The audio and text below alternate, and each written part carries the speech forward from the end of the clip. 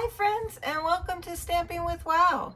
Today we're going to be making a gift bag using two 6x6 pieces of paper. And my children got me this really pretty necklace, and guess what it fits inside? You got it, the gift bag. So let's come on down and we'll get started. Two of your favorite of 6x6 paper, and you're also going to need a square of, you could do a square or an oval. It's going to be used as the flap that comes over the bag to close the bag. So, and I used magnets to seal this bag, but you could also use double stick tape if you want.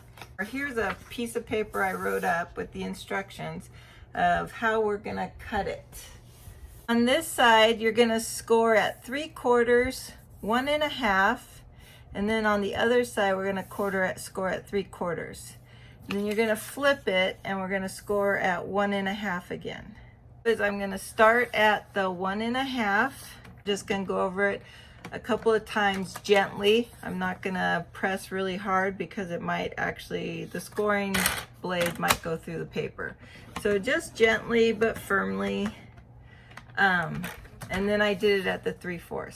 So we did 1 1/2, and then we did 3/4. Then I'm going to flip my paper to the bottom and make sure that you notice if your paper is directional or not. This particular paper is not really directional, meaning if there's a top or a bottom, or if the design runs sideways or something, you want to make sure your bottom of your bag is the bottom of your paper. Okay, so now at 1 1/2 again, I'm going to score this. And then on the other side, I'm going to score it at 3/4, just like so.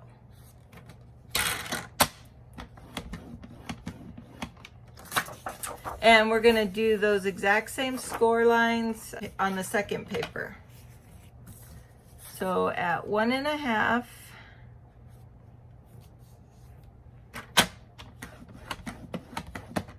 and then we're going to go back down to 3/4.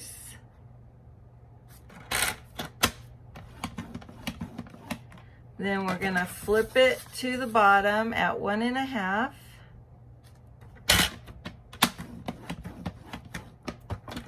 And flip it once more at 3/4.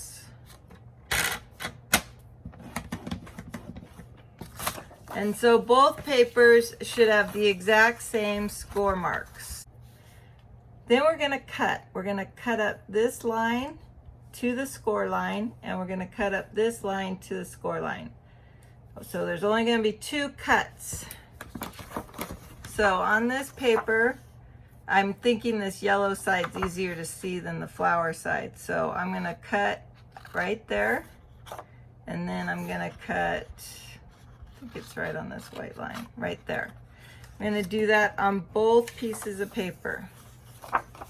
So I'm going to cut right here, and I'm going to cut right here. We're going to fold the scores. So on the 1 1/2 score line that goes across, we're going to fold that away from you. And we're going to fold that 3/4 line. Flip it and score that bottom piece. You can cut before or after. Sometimes I usually fold before I cut, but I obviously cut first. And then we're going to do the same thing. This 3/4 line on where the 1 1/2 is, you actually want to score it out. You want to fold it out. So it'll be more like this. Okay, and we're going to do the exact same thing on this piece of paper. So we're going to fold at the 1 1/2 inch mark, and then we're going to fold the 3/4 line back towards us. So it's going to look more like an accordion. And then on this side, we're going to fold the 3/4 mark. And then we're going to fold the bottom score line. So those 3 pieces again.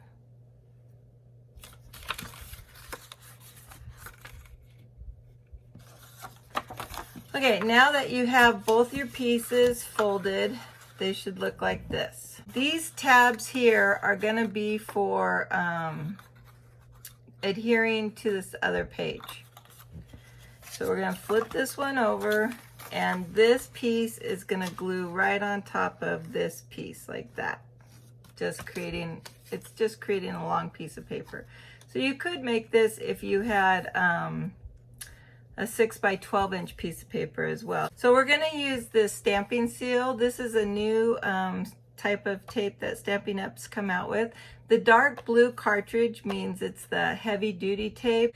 So we're just gonna do a string of it down to the score line. And I'm just gonna sandwich this paper right on top to that score line.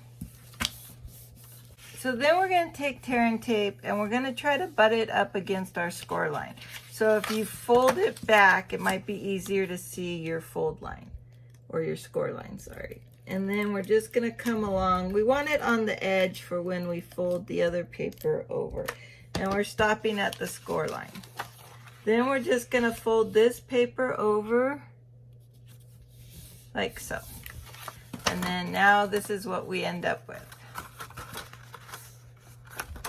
And then what we're gonna do is we're just gonna come in and pinch those sides, and we'll use a bone folder to just give those creases a good crease. We're gonna take in the sides of the bag and we're gonna bring those in. And all you really need with this is tear and tape on one flap. So I'm gonna put 2 rows of tear and tape on this bottom flap, and with all my other flaps inside, I'm just gonna fold that down and make sure all the edges line up. And then just for some extra pressure, I'm gonna take my bone folder in there and just rub the bottom so I know everything's all sealed down. After you have the gift bag complete, we need a topper. So I'm going to use this piece of paper, which for me it's 3 1/4 by 2 3/4. And I'm going to just run it through my die cut machine using the stitch shaped framelits. And this is the largest square. And all it's going to do is give me a finished edge. And I'm going to use it as the tag topper. So let me just run that through real quick. And there we have it, a perfect square. And I'm gonna adhere that in a diamond shape. So I find it easier just to use wet glue. So I'm gonna take 1/2 of my diamond shape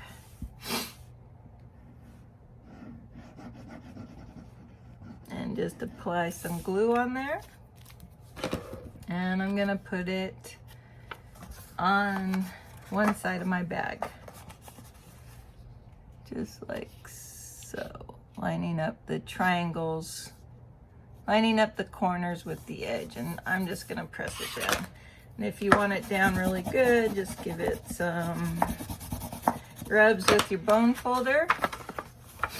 And then you could have scored it in half if you wanted. I'm just gonna fold it. And there you have it. I want to add a pretty sunflower to it. So what I have over here is, we're going to add a sentiment. So here's my sunflower. I already stamped and die cutted the sunflower out because this is vellum, and I also had to emboss it. So I'm using the Magenta Madness stamping pad, and I also am using Magenta Madness cardstock. This is part of our 2020 in color series. This is one of the framelit dies that comes in the set. It does a really pretty outline of the sunflowers. So the real trick to lining it up is find where the petals start curving, because all the petals stay straight and in this one area they curve.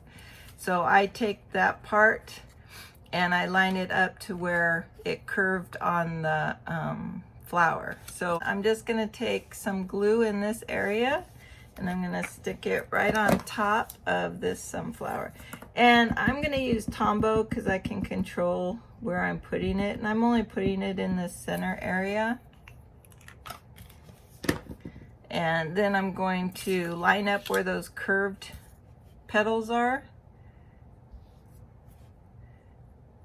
And when you get it straight in one area, then you gotta make sure you're straight in the other area, because there's a little wiggle room in this sunflower. Then I'm just gonna rub it down. There we go. And I'm gonna leave it just like that. Then we're going to stamp a sentiment. Let's celebrate you sentiment for a birthday or something like that. Just gonna get it wet. And I'm gonna put it on this. This is very vanilla. It's a 1.5 inch by 1.5 inch by 3.5 inches. And then we're gonna close this up. Don't want to leave stamp pads open. And then what I wanted to do was just create a little banner. So I'm gonna come in the center and I'm just gonna give it a little snip, and I'm gonna meet at one corner and I'm gonna meet at the other corner into the center where I snipped. And there you have it. I have a little chunky there. So we're just gonna add a quick dimensional rhinestone on there like it was on purpose.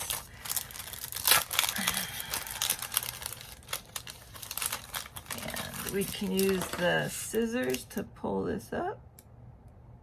Oh, there we go. I think I'm on the sticky side. And no one except for you folks need to know that I have a boo-boo right there. And because we got to do this in odds, now we're going to add 2 more, which just makes it look that much more special, right? Who doesn't love a pretty card? There we go. And these are called Rhinestone Basic Jewels from Stampin' Up. Now we're just gonna place this sentiment. I like it on the center of the flower like that. So it's gonna look like this. Glue my sentiment on my flower. Doesn't need to be all over. And I'll put it a little lower than the...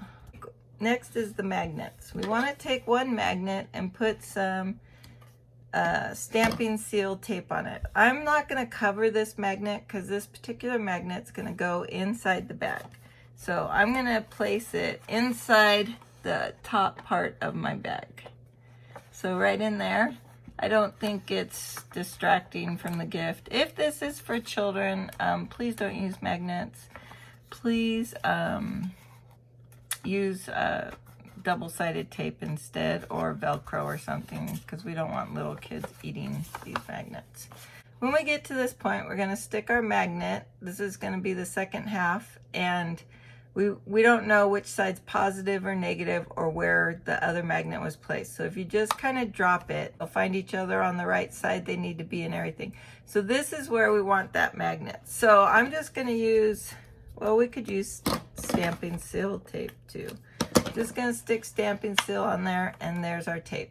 Before I add the flower onto the bag, I'm going to take my bone folder and I'm just going to fold some of these edges so there's a little curvature in the flower.